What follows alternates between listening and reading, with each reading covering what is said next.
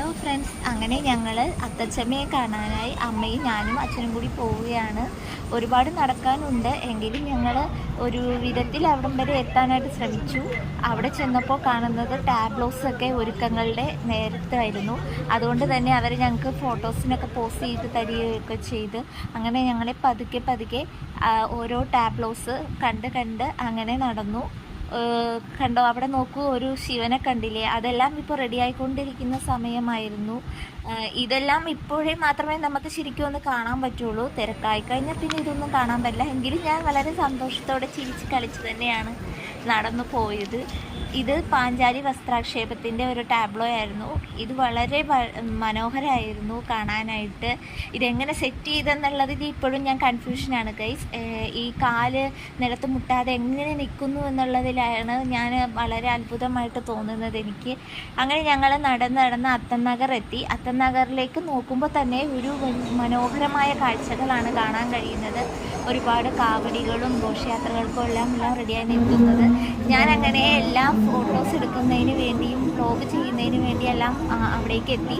അവിടെ എത്തിയപ്പോഴേക്കും ഭയങ്കര തിരക്കായിരുന്നു ഫ്രണ്ട്സ്. എങ്കിലും ഞാൻ മാക്സിമം ട്രൈ ചെയ്ത് ഞാൻ ഫോട്ടോസ് എടുക്കാൻ ശ്രമിച്ചു. അങ്ങനെ ഞാൻ ഇവരുടെ എല്ലാം അടുത്ത് എനിക്ക് പോകുമ്പോൾ പേടിയൊക്കെ ഉണ്ടായിരുന്നു. പക്ഷെ എന്നാലും ഞാൻ എൻ്റെ ധൈര്യം സംഭരിച്ച് തന്നെ ഞാൻ അവരുടെ അടുത്ത് നിന്ന് ഫോട്ടോസൊക്കെ എടുക്കാൻ നോക്കി. അങ്ങനെ ഇതെല്ലാം കാണാൻ തന്നെ എന്ത് ഭംഗിയാണല്ലേ!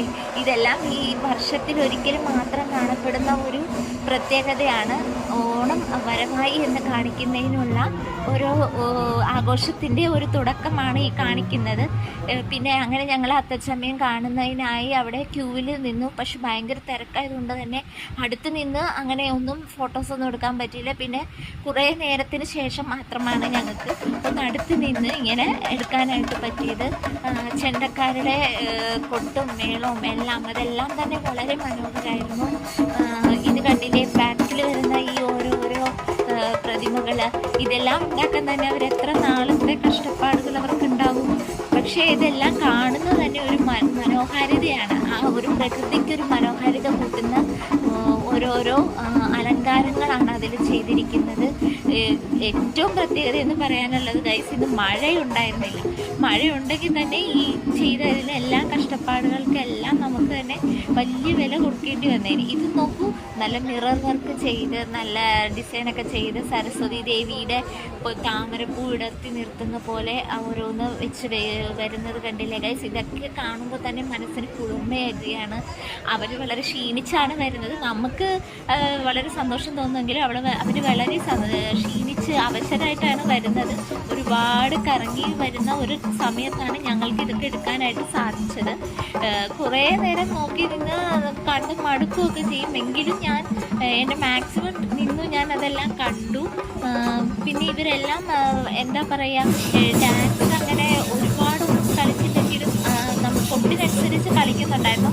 അവരുടെയും ക്ഷീണം എല്ലാം നോക്കി വേണം അവർക്കും കളിക്കാനായിട്ട്. ഇത് കണ്ടില്ലേ, ഇതെല്ലാം എന്ന് പറഞ്ഞാൽ ഇതെല്ലാം വർഷത്തിൽ മാത്രം കാണുന്നതാണ് ഗൈസ്. ഇതെല്ലാം ആ നൃത്ത ചാരുത നോക്കൂ, എത്ര മനോഹരമായിട്ടാണ് അവർ കളിക്കുന്നത്. എത്ര നാളത്തെ കഷ്ടപ്പാടുകളിലായിരിക്കും അവർ ഇതെല്ലാം ചെയ്തിരിക്കുന്നത്. അപ്പോൾ അതിനുള്ള ഒരു പ്രോത്സാഹനം കൂടി നമുക്ക് കൊടുക്കേണ്ടത് തന്നെയാണ്, അല്ലേ ഗൈസ്? ഇങ്ങനെ കുറേ ഒരുപാടുണ്ടായിരുന്നു. ഏകദേശം ഒരു 2000-ഓളം ആളുകൾ പങ്കെടുത്ത ഒരു അത്തച്ചമയ ഘോഷയാത്ര തന്നെയായിരുന്നു ഇത് ഇവരുടെ വർഷങ്ങളായിട്ടുള്ള കഷ്ടപ്പാടുകളാണ് ഈ കാണുന്നതെല്ലാം. ഇത് ഓരോന്ന് അറേഞ്ച് ചെയ്യുന്നതിനും അത് എങ്ങനെയെല്ലാം കൊണ്ടുപോകണം എന്നുള്ളതും എല്ലാം അതൊക്കെ വെൽ പ്ലാൻഡായിട്ട് മാത്രമേ നമുക്ക് ചെയ്യാൻ പറ്റുള്ളൂ. ഈ ചെണ്ടകൊട്ടെല്ലാം കേൾക്കുമ്പോൾ തന്നെ നമുക്കൊരു ഉത്സവം വരവായി എന്നുള്ളതിൻ്റെ ഒരു സൂചനയാണ് ഈ കാണിച്ചുകൊണ്ടിരിക്കുന്നത്. അതിനൊപ്പം ഒരുപാട് പേര് നൃത്തം ചെയ്യുകയെല്ലാം ചെയ്തു.